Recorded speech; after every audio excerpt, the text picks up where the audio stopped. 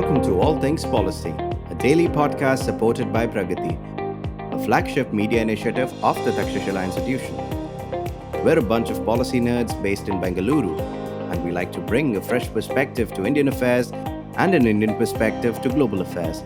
So grab a cup of coffee, sit back, and join us for today's chat. Hi everyone, welcome to a new episode of All Things Policy. I'm Anu, and with me I have Sridhar. You know us from the 20 Million Jobs project in Takshashila, and we've been talking to you a lot about skills and jobs. We thought today is a good opportunity to actually examine a project that's been close to our heart and that we've been speaking about in the past, which is Career Impact Bond. So welcome to the podcast, Sridhar. How are you doing today? I'm doing very well, Anu. And it's nice and sunny outside and looking forward to this. Awesome. Well, let's start at the basics, Sridhar. Let's talk about what is the problem with skills in India, which is where this conversation on career impact bonds for us started, right? Looking at some of the stats that we've spoken about in the past day as well, and I think what a lot of industry experts have also said is even in this climate of layoffs, and this climate of job shortages potentially, etc., there is a huge skill mismatch that is being observed in the market, especially as we talk about new technologies that's coming up. AI seems to be all the buzzword. We've had a conversation with skills being the buzzword for the budget in 2023 as well. So just looking at a few stats for our listeners as well. According to a survey in 2020, 33% of companies reported the need to recruit more workers owing to their digital transformation efforts, compared to 19%, which saw a reduction in the number of workers. In 2022, identified skill gap being the greatest barrier or self-reported greatest barriers for Indian companies had actually risen to 60% of the challenges they experienced versus the 34% in 2020. And both the UNICEF and the Global Business Coalition for Education have actually said that more than 50% of Indian youth is not on track to have the education and skills necessary for employment by 2030, which really goes to show that this is a problem that cuts across strata of society, cuts across privilege, and therefore needs an innovative solution that actually speaks to potentially not just a wider social base, but also the circumstance that we find ourselves in. I'd love to get your take, Sridhar, on how do we actually think about this project of skilling that's not just economic in nature, but has this potential to have a social impact? And then how do we think about actually financing these projects? Absolutely. I think skilling is the biggest problem of this century, I would say, right? So and it's not a problem that's restricted to India. It's a problem across the world. If you see the opposition to globalization across the world in the Western countries, which are relatively more affluent, you will find that it's because many of the people are worried about immigration. They're worried about people coming away and taking away their jobs. It's basically because they realize that unless you get better skill, unless you have the more relevant skills today, you're not going to earn enough money to have a good living. Earlier, maybe even if you flip burgers at McDonald's, you could have a decent living. Today, that's not possible, right? So if you want to have a decent living, you need to have better jobs. And for those better jobs, you need different skills, which are more market relevant. And this is a problem in the West. And it gets highlighted very significantly in a country like India. So according to the ILO, I think some 29 million jobs will go unfilled in India this decade. And that's a shame considering that we are woefully inadequate in terms of the number of jobs that we create each year. We need 20 million jobs each year as our project sort of highlights, but we probably create less than 2 million jobs each year. Therefore, this gap cannot be filled unless we fix this skills mismatch. So that's number one. Then, why has the skills mismatch happened? I mean, I think it's very obvious because technology changed in our grandparents' generation or even in our parents' generation. Maybe you could have one skill, get to work and then pretty much use the same skill, make it better, become more proficient at the skill that you've got, and use that to move up the ladder in your organization and do well. So that was adequate. Most people stayed in one company forever. Companies invested in training these people as technology changed once every decade or so. There were some small changes. Maybe the company brings in a new machinery to do something, and then they send a few people to Germany or to the US, etc., or to Ludhiana to get trained. I mean, it depends on what it is, right? So basically, you would have these kind of things happen. But today, people don't stay in jobs for very long. Therefore, organizations also don't feel compelled to, they don't see a good business case in training people because they feel that anyway, these guys will leave us in 2-3 years. Therefore, why waste so much money training them? They don't invest enough in upskilling. People suddenly find themselves, as demand shifts from one technology to another or one skill to another, suddenly a whole bunch of people find themselves without a job or not required or not relevant in the marketplace, while those who have those skills and who have managed to acquire them find themselves highly in demand. So I think that's going to be true of AI, etc. today, where people who can work in AI are going to be highly sought after. But there are many jobs which AI might replace, which suddenly will find people without a job. So that's the problem with skills. And so I think it's important to think about it this way. We all have to commit ourselves to a lifetime of upskilling. It's not going to be easy for us to just say, okay, I've got this great degree from this great university and I've got this job, so therefore I'm all set for life. You're not. You need to remember that every couple of years you'll have to survey the market, figure out whether you've got the right skills, go out and acquire new skills. I think that's a reality for everybody who wants to have a strong and fulfilling career. But it might be easy for some of us who are earning relatively higher salaries and come from urban backgrounds, come from homes and a social milieu which gives us access to what's going on in the world. It tells us hey, there are opportunities in this area or that. So it's easy for us to identify what skills to acquire. We also have the money to go out and acquire that training. We may even have the information about which training institute will provide high quality of training in these areas. Now, imagine you're a farmer in rural Bihar and you have a daughter who aims to have a career. You're not going to be able to provide the guidance to her in terms of what she should learn or what she should study or what skills she should acquire.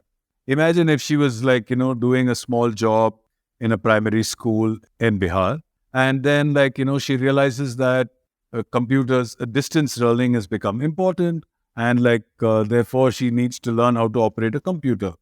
So she doesn't know that where to go and learn how to use a computer. She doesn't know that using a computer will increase her income, how much and how significantly. So these are things that I think the skilling programs have to deal with. People's lack of knowledge about what to learn and where to learn from.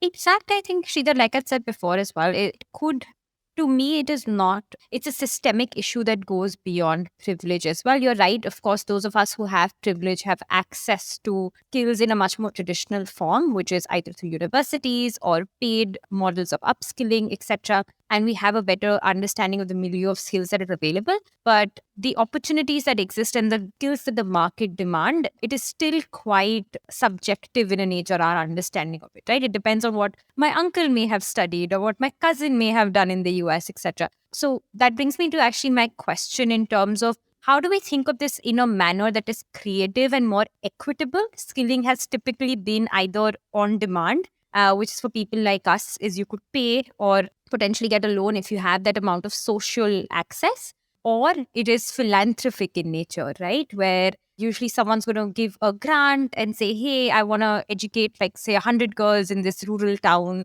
or rural village, pardon me. So I'm just thinking of, let's talk a little bit about what are the models that exist or what have existed in the world that can actually, be a creative solution. And maybe we will take a quick break right before that, but let's have a think on what these creative models are. Sure.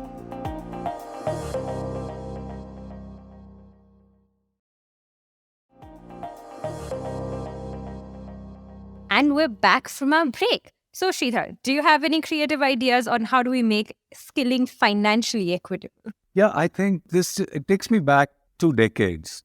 I was having a conversation with a dear friend, Karun Philip, who unfortunately passed away in December last year. So Karun was very ahead of his times in terms of the way he thought and what he thought about. And he told me about an idea of how we could use securitization as a means of financing and sending money towards the right training programs for people. So here's what he thought about it, right? And here's what he suggested. And basically, he talked about providing at-risk loans to people who want to learn something. So number one, like you talked about somebody who's like a young learner in a rural village in India. This person wants to acquire a skill so that he or she can be employable, right? So that they can be employable. Now, what do? So they go and find out, they understand that like maybe learning how to operate a CNC machine will help them get a better paying job than what they have currently. Maybe they're earning 10,000 rupees a month now, and they see that potential to earn 25,000 rupees a month by learning how to operate a CNC machine. Now there's a training center which offers training in CNC, in operating a CNC machine. It costs 50,000 rupees to get trained. It takes 3 months, which means that it's going to really cost these people like 10,000 into 30,000 rupees, which is the lost opportunity cost of income, plus 50,000 rupees. So 80,000 rupees is what they need. Now they have an option. They don't have 80,000 rupees available for get this training. So what do?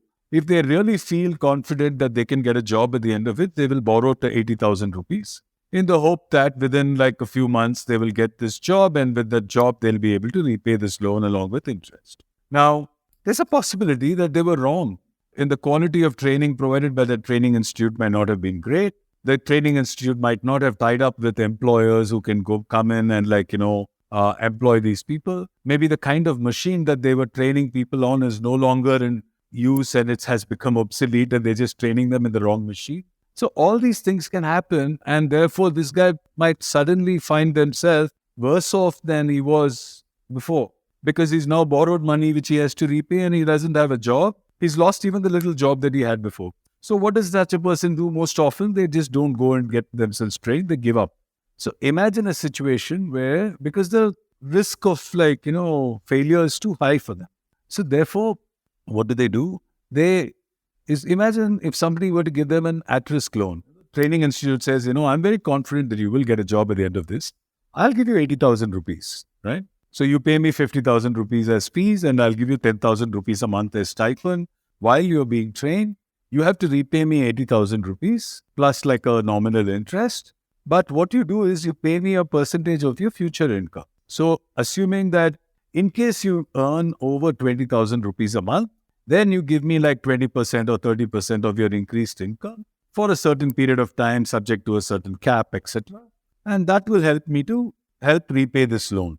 So this sounds like great to this person, right? So now there's no longer any risk. This person is not worried about borrowing money and having to repay it if they don't get a loan. Instead, they know that there is an at-risk. It's only repayable if they get the outcome that is promised.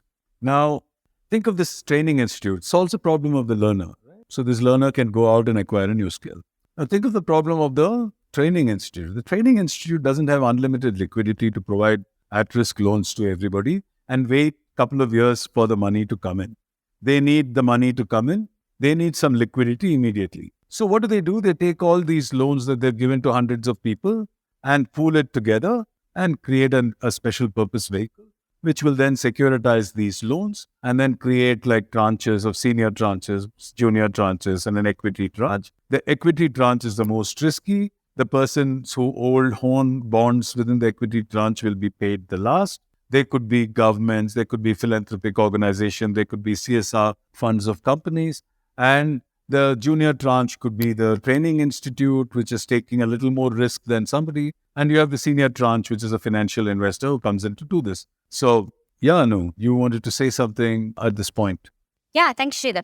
Thank you for the succinct explanation of what a career impact bond is, right? A question that was coming to my mind is that we've heard of some concepts like this, and I know you will talk a little bit more about it, right? And it's very interesting because, of course, there is skin in the game for the learner as well. But the more common concept that we've kind of seen in India has been the impact bond, which is essentially where investors are coming in, or risk investors are coming in and putting in money for, say, something like skilling against an agreed upon outcome. And if the agreed upon outcome is met, then outcome funders, who are another body of funders who've decided to put money in, then pay back the money to the impact investor of some sort, right? And while this is great, of course, one of the pieces is that it's not necessarily cyclical. So the money does eventually run out. There is all sorts of issues with measurement, and that needs to be done independently and really robustly, of course. And then more importantly, there is no skin in the game for the actual beneficiaries of it, right? So it is philanthropy that is more entrepreneurial, and that's amazing. We've seen the Skill India bond, for example, being released, which is done by the NSTC in collaboration with a number of institutions, right? And in fact, the first development impact bond, which is also a similar concept, was actually created in India as well under Educate Girls for project in Rajasthan and Bhilwara, right? The question that I have for you is, can you talk to us a little bit about why we're not really seeing career impact bonds take off the way that we would like to see it, especially because it does tend to solve this problem of measurement to a certain degree and extent. And it also provides a lot more ownership for the people who are actually impacted. And then if you can also maybe address where are the successes that we have seen of such a model of career impact? Sure. I think like career impact bonds have been around for about a decade. While my friend Karun talked about it, I think there's a company called Social Finance in the US which took it up, gave it its name as career impact bonds. And they've been out there pushing this idea. And they've done about $350 million worth of funding through career impact bonds for various skilling programs with different levels of success and returns and so on. So that's number one. Number two, I think it's important to understand the difference between a social impact bond and a career impact. A social impact bond, what happens is that, unlike in the past where some philanthropists just came in and said, let's spend money on a library, it'll have lots of positive social outcomes. Someone else just comes and says, hey, if you want to set up a library, I want to know whether you're increasing the number of young readers in your town. So how many new young readers have you added to the list? Is going to be the impact that this library is going to be measured against. And the people who set up this library will be given the money for the library, provided they achieve the outcome that has been promised.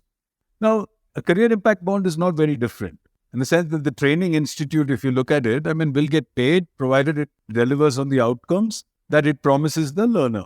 The difference is, instead of a philanthropist paying the training institute, you have a situation where the student, the learner himself, the one who has actually benefited from the training, takes the trouble to repay the people who have helped him acquire that knowledge or acquire that skill, acquire that training. So therefore, it becomes more sustainable. So because philanthropic funds will always run out eventually, right? However much you may like it to be different, there is a limit to how much you will get. You cannot turn around the dollar fast enough for it to provide adequate benefit. But if you have people who are benefiting from the skilling programs actually paying for the training, then you have it becomes more sustainable. So the number one. Number two, the thing about career impact bonds, which I like, is that if you have a situation with earlier, if you were a learner and you wanted to acquire a skill, you went to a training institute, the training institute charged a fee and it got its money. It didn't care whether you got a job. It didn't care whether you actually learned what you hope to learn, or whether what you've learned is relevant in the marketplace for the foreseeable future, and so on. And but now, with the career impact bonds and at-risk loans being in part of this, you'll find that the training institute will also tie up with employers. It'll ensure that the training that it's providing is current and it's relevant, and it'll help the learner to get a job, because their interests are aligned. Both the learner wants to get a job and the training institute also wants the learner to get a job, because only then do they get paid. Then look at the financiers of all this. So these people who finance these things, and they also want the loan to be repaid, right? Everybody wants the loan to be repaid, which means everybody wants this person to get a job, which means the whole system is going to work towards helping this person get a job, number one. And number two, if this person gets a job and does well and repays the loan, more money will flow towards such training. If this person is unable to get a job and doesn't do well and doesn't repay the loan, then such training may be looked at again before it's funded, right?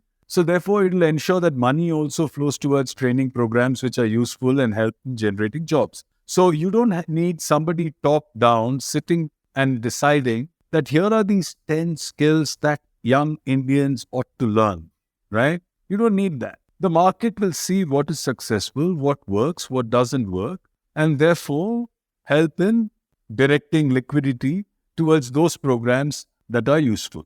So I think that's the difference between this, and that's why I'm a great advocate for these career impact bonds. Now, in terms of whether it has been successful or not, I think like a couple of things are to be looked at, especially in India.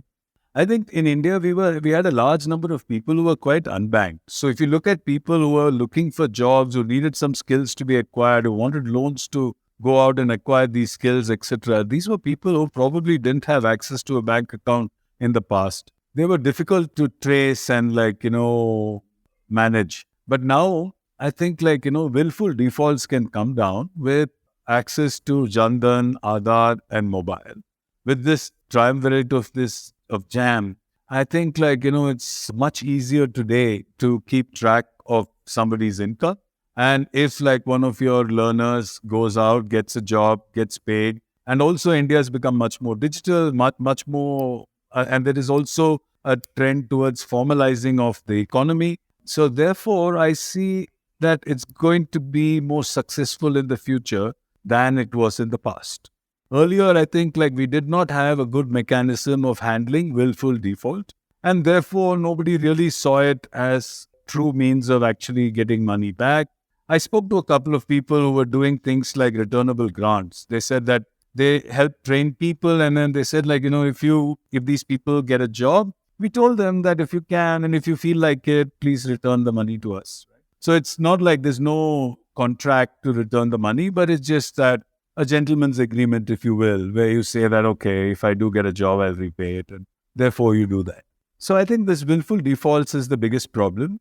Followed by the other thing is how do you make an idea like this much more visible and bring it forward? So I think that's one of the reasons why we're doing this podcast, to sort of talk about this idea a little bit more, get listeners interested in this, and then come back and ask us some more questions. I think it's a great idea. I think it's a great idea to use the market and the power of the market to direct money towards training programs, that upskilling programs that will help in generating jobs. And this is a sustainable model. Because I think this money will just keep rotating, right? So money which comes in can go on generating and training new sets of people, generating adequate returns, and therefore you don't have to worry about whether there are 1 million Indians to be skilled or 100 million Indians to be skilled. I think it's the scalability of this idea which appeals to me the most. On that note, to our dear listeners, like Sridhar said, we're passionate about this, but we're also hoping to get more ideas and thoughts on it. So if you would like to engage with us on this topic, do write to us and do keep listening to All Things Policy. It's always a pleasure to talk to you, Sridhar, and I hope everyone really enjoyed this chat. Thank you very much, Anu.